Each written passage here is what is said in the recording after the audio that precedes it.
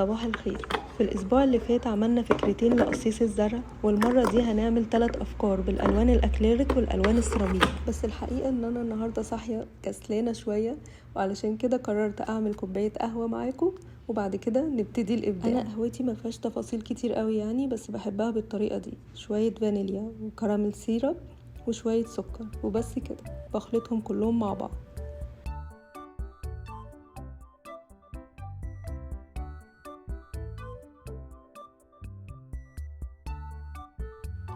واخر حاجة هضيف القهوة.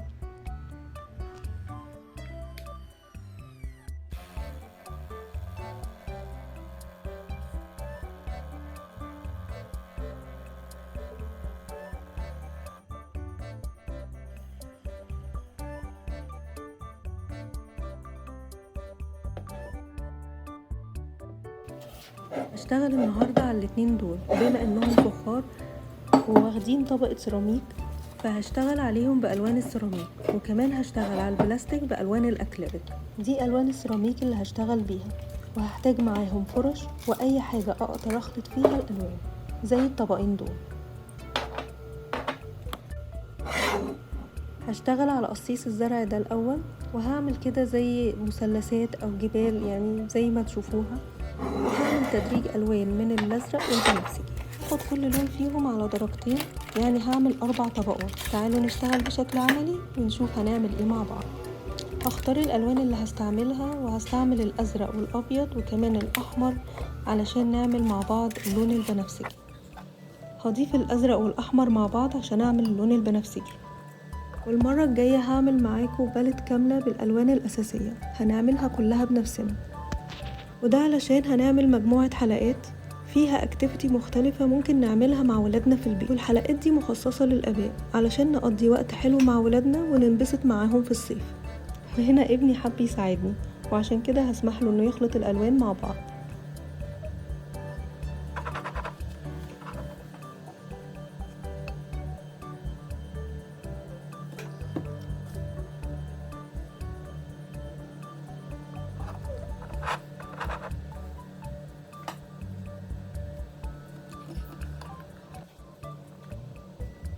وهنا انا عملت درجتين من اللون الازرق، اللبني والسكاي بلو.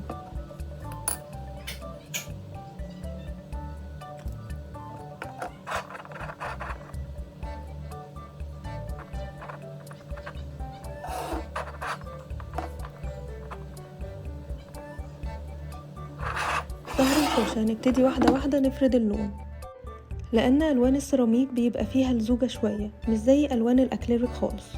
علشان كده نبتدي نفرد ونحدد بظهر الفرشة الأول، وبعد كده نسحب اللون بالفرشة نفسها، وده هيدي تأثير لطيف.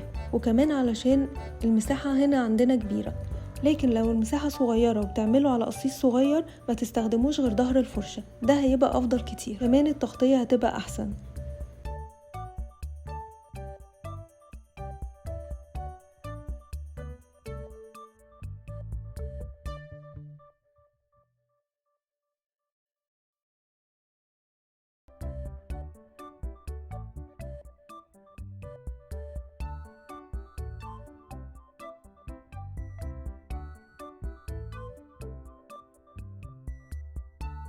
هبتدي أعمل مثلثات مختلفة في الطول داير ما يدور القصيص كله، وبنفس الطريقة.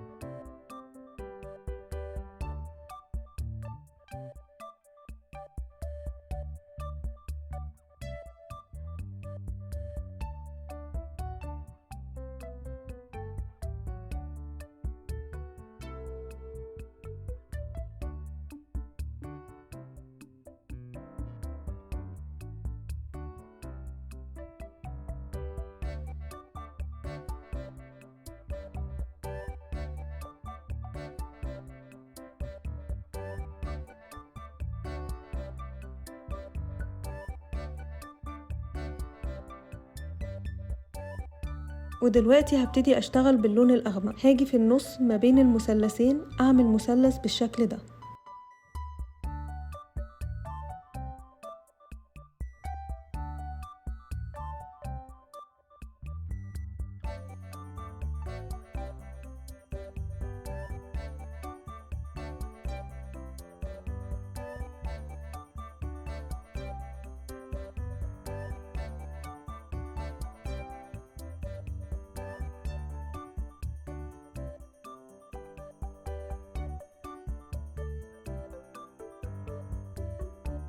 في فراغات هنا هبتدي املاها.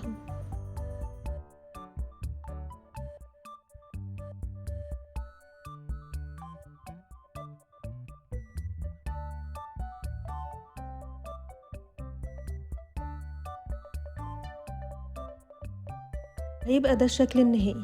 ودلوقتي هبتدي اشتغل باللون البنفسجي، وبرضه هشتغل بدرجتين من اللون وبنفس الطريقة. هاجي في النص ما بين المثلثين وهرسم مثلث باللون البنفسجي.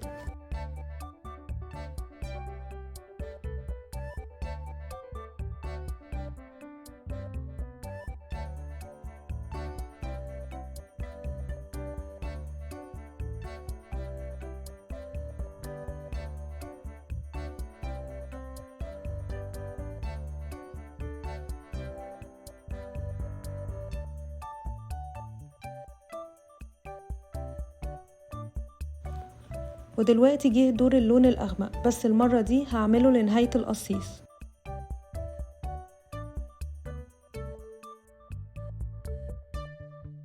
وده هيبقى الشكل النهائي. ودلوقتي وآخر خطوة هبتدي أرسم فروع شجر نازلة من فوق على المثلثات أو الجبال اللي عملناها، وواحدة واحدة هنرسم أوراق الشجر بالشكل ده.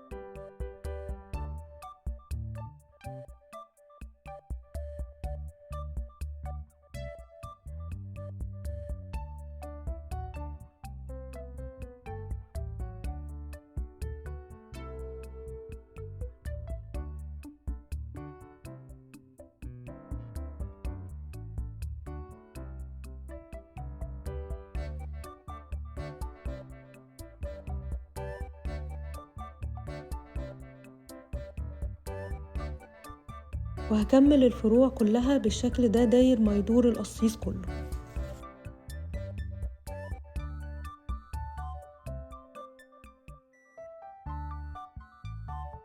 وده هيبقى الشكل النهائي للقصيص بعد ما خلص.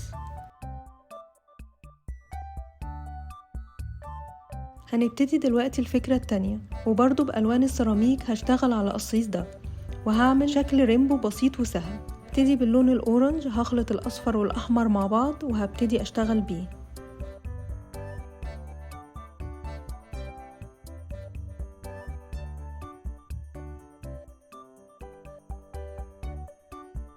وأنا بفرد اللون الموضوع بياخد وقت شوية، ممكن نستخدم ظهر الفرشة أو أدوات التنقيط، الشغل بيهم بيحتاج مزاج كده وممتع جدا.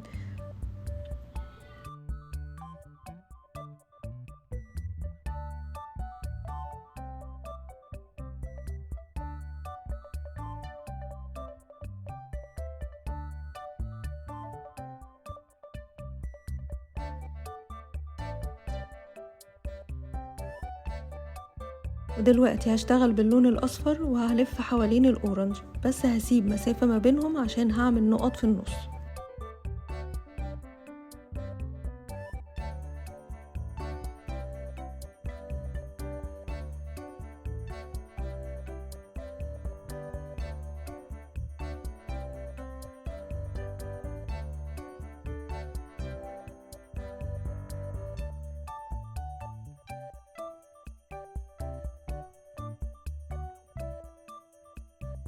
باللون الأخضر دلوقتي هعمل النقط في النص ما بينهم.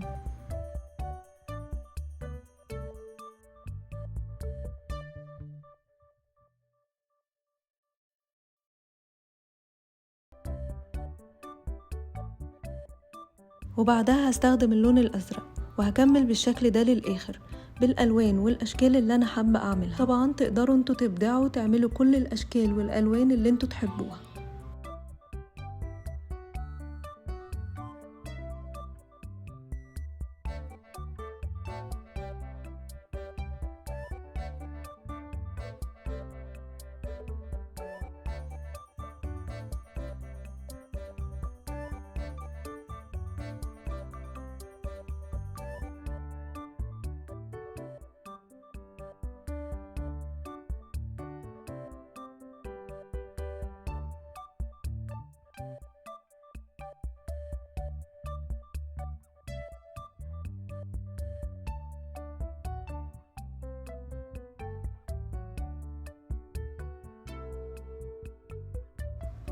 أنا هنا الفيديو قطع مني وأنا شغالة وللأسف ما تصورش كله، وعلشان كده قررت نفس الشغل تاني على الناحية التانية علشان أقدر أكمل معاكم من آخر نقطة وقفت فيها.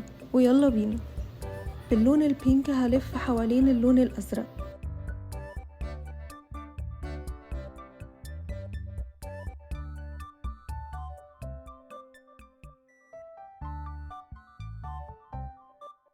وباللون البنفسجي هعمل قلوب صغيرة بالشكل ده.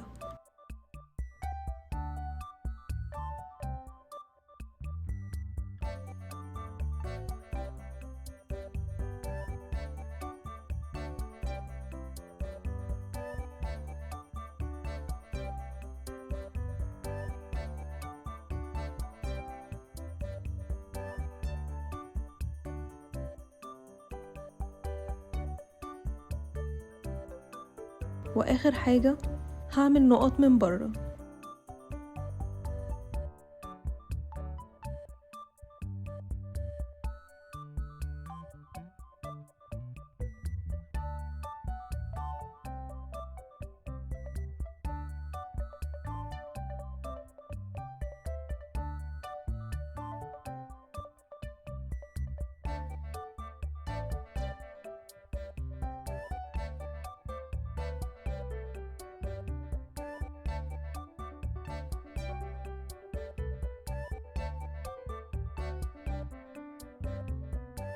وده الشكل النهائي للقصيص.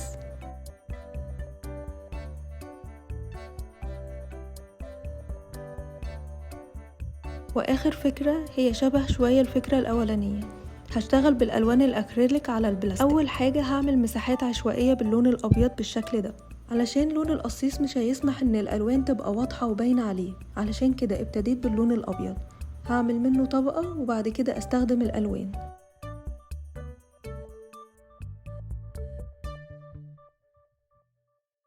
وانا هنا استخدمت الالوان الفوشيا واللبني والاخضر والاصفر.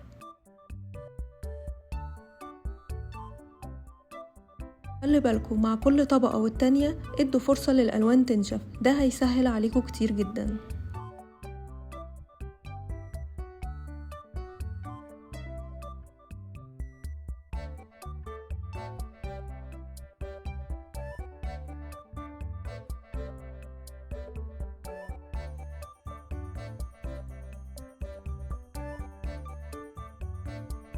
آخر حاجة هنرسم عند كل لون فرع شجر بالشكل ده زي الفكرة الأولانية بالظبط.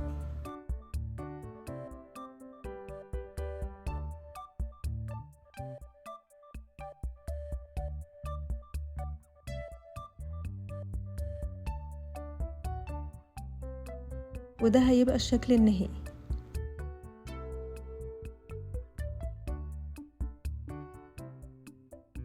ده الشكل النهائي لكل البوتس اللي عملناهم مع بعض، 5 أفكار بأشكال مختلفة.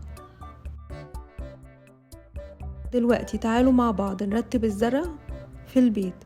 وأول حاجة هننقل الزرع اللي محتاج يكبر في سندانات أكبر بلاستيك أو فخار.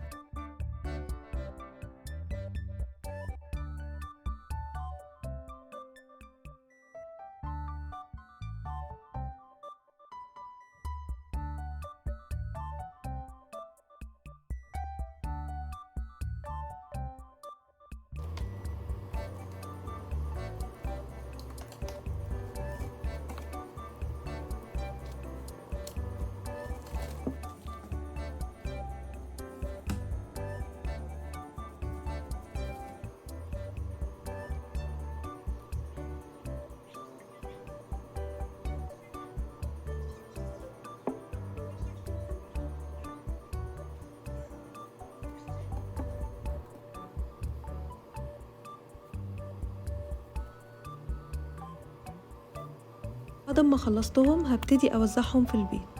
ودي الزرعات بتاعتي بالشكل النهائي، وأشوفكم على خير الفيديو الجاي.